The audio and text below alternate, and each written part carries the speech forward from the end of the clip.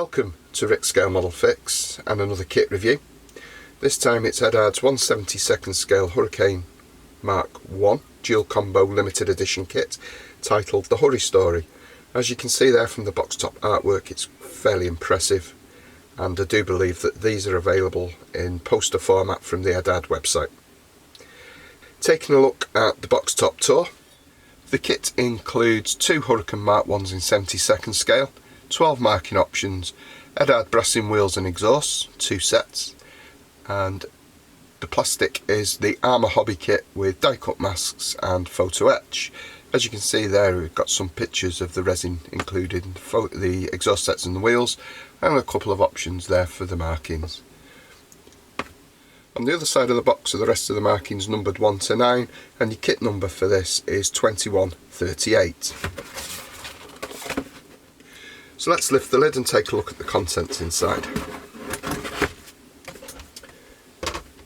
So there's the plastic sprues. Not too over impressed that the clear parts are packed inside with the plastic, but there we go, there's the two plastic sprues for the Hurricane kit, and it's glazing. A4 instruction booklet that looks quite hefty, well printed. Decal sheet. We'll see how those behave when we come to build the kit, but they are Eduard's new type, looking at that. Canopy masks, etch set, resin, and another etch set. Taking a look at the instruction booklet, it's A4 format, printed on heavy glossy paper with that rendition of the artwork as on the box top featured on the front cover. Inside the front cover we've got the usual parts map with items marked not for use. We've got the mask set, photo etch 2 pieces, and the resin parts. And we've got a colour call outs there for Mr.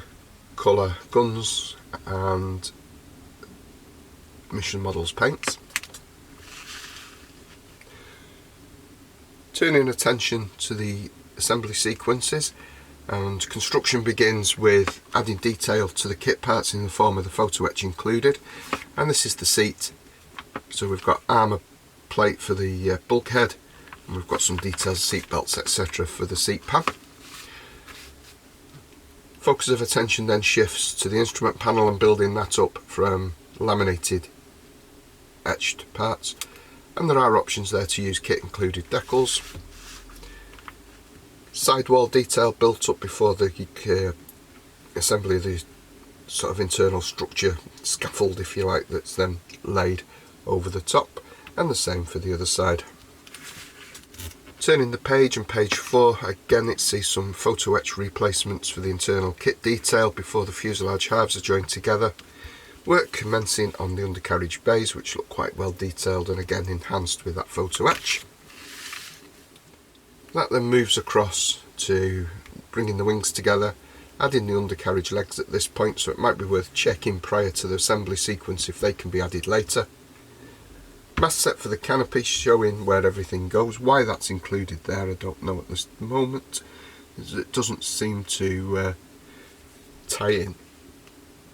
Doesn't seem to tie in with any of the construction sequence at the moment. Construction is rapid as it's only 72nd scale, and we see the tail feathers going on with the elevators and rudder, wing with the completed fuselage section joining to the fuselage, air intakes again with additional photo etch, and the wheels, which we shall mention later, but there seems to be a production problem with some kits where the resin wheels are actually smaller in diameter than the kit's supplied options, and I do believe Eduard are aware of that and will replace them as required. A couple of propeller options, so make sure that you're choosing the right option for the kit that you're making, they're clearly labelled. Completed intakes coming to the model with the resin exhausts, might save that till painting's completed. Landing light covers, etc. going on. And then turning the page over again, we've got some more photo etch details for the radiator. Turning attention to the rear view mirror and canopy, so again check what fit is applicable to the option you're building. Some very tiny handles for the canopy. That should be interesting, trying to attach those.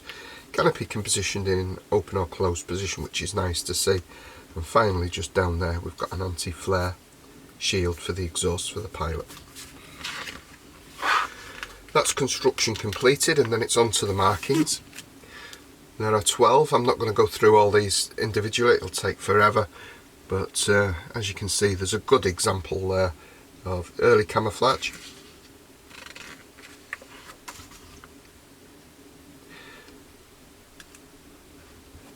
So some lovely profile images of those markings. A slightly earlier one with the black wings. I think it's earlier. Doesn't actually date that.